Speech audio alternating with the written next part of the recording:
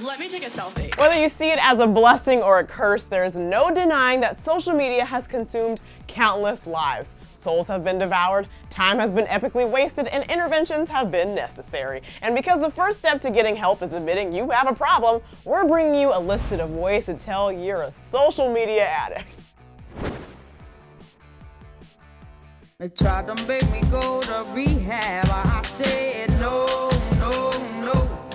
As an avid member of SMA, Social Media Anonymous, I feel a duty to share my struggles with the world so that I can help someone else. So let's break it down by app, shall we? First order of business is Snapchat. Another one. Another one. Another one. Another one.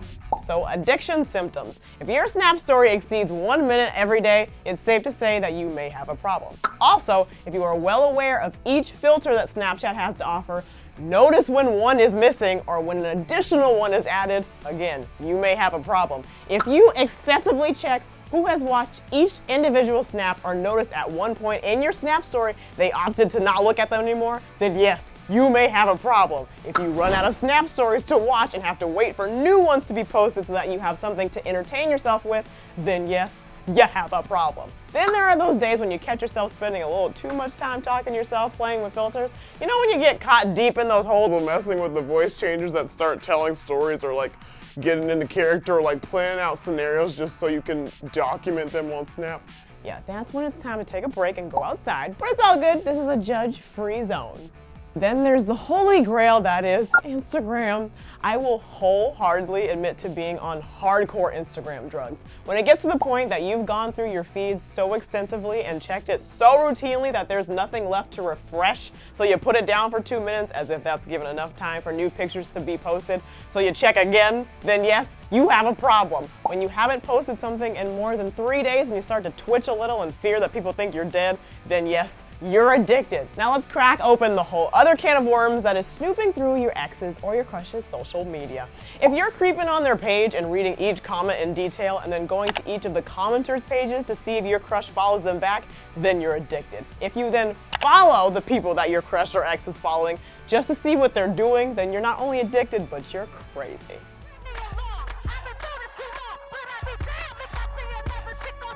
You also know that you're a little bit of a social media addict when you've discovered that if you right swipe on the likes page on Instagram, you can see what the people you follow have liked and when. And if you check that frequently to see what a specific person has liked and then analyze exactly what they're liking and why, then yes, you're an addict. But at least you know. But also, one last thing about Instagram, if you scroll through your feed deep and then practically pop a blood vessel when you accidentally hit the home button and it refreshes back to the top and you lose your spot, then yes, there's a problem, but I understand it's annoying. Fun fact though, if you need to close Instagram mid-scroll to answer a text or something, if you want to keep your spot, when you reopen it, just hold your finger and touch the picture really fast when it opens, and it won't refresh. But be careful not to double tap though if you're 2 years deep in your ex-boyfriend's sister's cousin's wedding photos.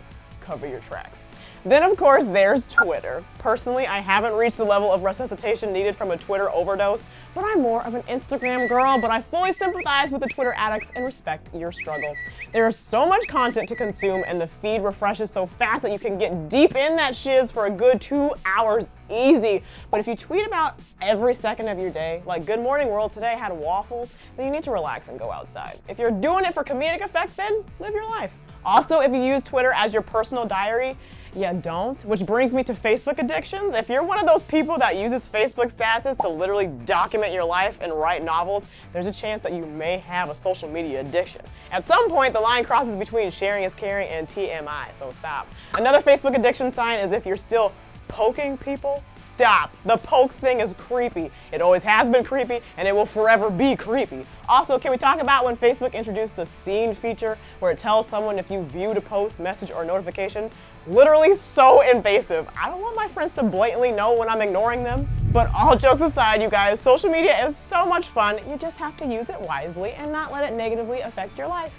I want to hear your thoughts on signs that you're addicted to social media, so be sure to let me know in the comment section below.